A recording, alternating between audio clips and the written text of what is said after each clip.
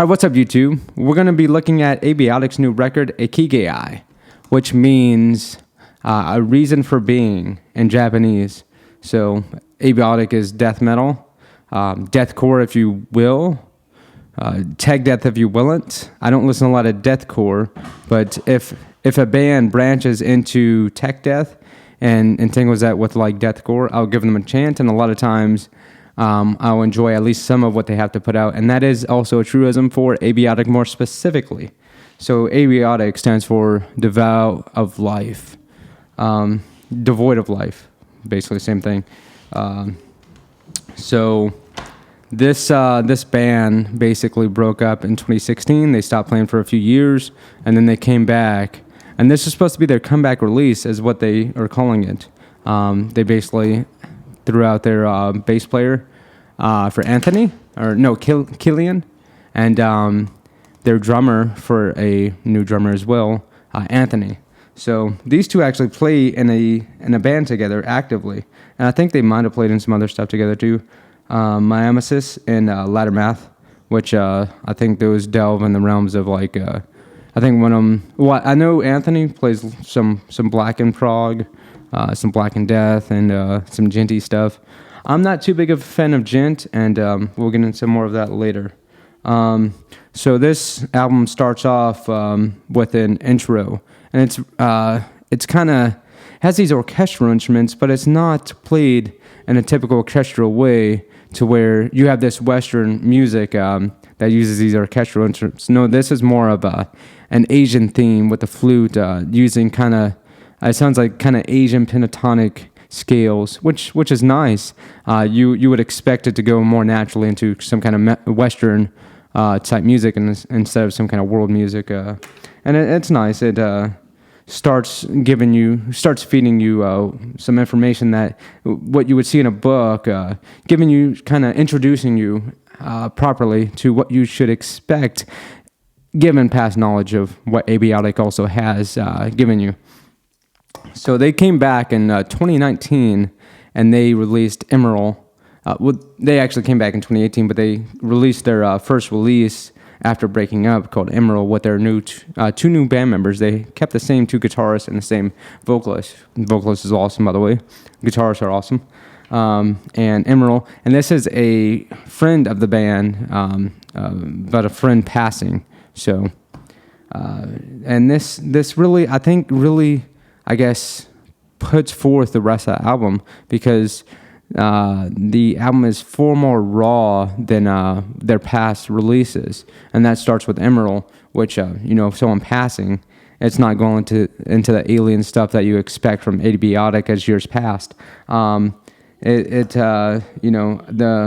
meaning of the album is self-evident, translating that from Japanese to English. So it's I think the album is kind of reminiscent. When it starts like the intro and the first song. It kind of reminds me of Sun Eater by Jafar Cowboy, which the bass is by Killian, which is very prominent in the mix. And that's not foreign of Abiotic, but I think the bass sounds great, and that's a huge compliment, because Jafar Cowboy's Sun Eater I thought was a great record. I didn't like all of Jafar Cowboy's stuff, but Sun Eater, they had some killer hits in that mix and the way they approached that album. It sucks that they fell off after that, not by way of support, obviously, because that album was great. So it reminds me of that album in terms of how it has this kind of prog aspect, but also tech death aspect. It has a contrast between kind of easy parts and then these very tense techie parts, and then it goes into the groove and it has a lot of bass. It just sounds great. So it kind of reminds me of that, especially when the album starts for the first couple songs. Huge compliment in terms of that. It opens with these elements plus the orchestral instruments. With the more Asian themes, as I said. Throughout the album, as I said, the bass is very prominent, and I love a lot of the arpeggios played by Killian. Sounds amazing. And the thing I like about the bass, And I'm glad they had Killian in this on this album. He knows when to play in the pocket, when to really glue the song and keep the groove going, and he knows when to kind of experiment outside of that pocket, where it's still the song and structure of the band and what they're going for still holds true to their intentions. So I think that is great. That's exactly what you want from a bass player, who knows when to play in the pocket and then when they can kind of go avant-garde all the way, if you will. So one of the parts that I really love from the Wrath, the bass player just plays some nice arpeggios. It just sounds lovely, I think. So cheers to that. So in terms of Anthony, another new member, I don't know if he's actually playing these drums. He's played for a lot of bands. I think he has the longest discography or list of bands that he's played for out of any member that's ever played for this band, and including those who do play for the band. So if that's actually real drums, good on him. Definitely sounds quantized at the very least. I found it kind of boring. I listen to a lot of tech death, but I listen to a lot of jazz and prog tech death type stuff. So jazz based, like Obscura. He also played on Necrophagus's second album, Epitaph, which is great. But he actually played real stuff, real drums on that. That's Hannes Grossman, and maybe Anthony's just amazing, but it just sounds very quantized or fake, and I find that very boring. That's cool if that's what you're going for. I think that is the new realm of what techie bands are going for. There's bands like Archspire who can't play that stuff live because I've seen them live. I've hung out with Ollie in Vancouver at one of my shows back in the day. But kudos to him if he's actually playing that stuff. But at the very least, it definitely sounds quantized. I'm not trying to hate. I just find it kind of boring. But this isn't. I think the drums are more there to glue the rest of the band together, and that's fine. The vocals are just perfect. I love that. They actually have, I think, what's his name, Travis from Dolly Murder. Great. They have Trevor from Cattle Decap, amazing vocalist.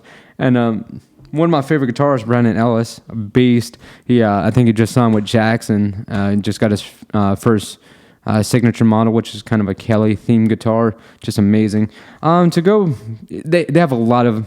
To emphasize that, they have a lot of. They have Jared from Archspire, amazing band and amazing bass player. So they have a huge list of just amazing musicians who were also featured on this record. I think that's cool. Very cool. That's not abnormal for them. They've also had previous releases with well-known musicians in the extreme metal community. I do love Brandon Ellis, so I'm not going to lie.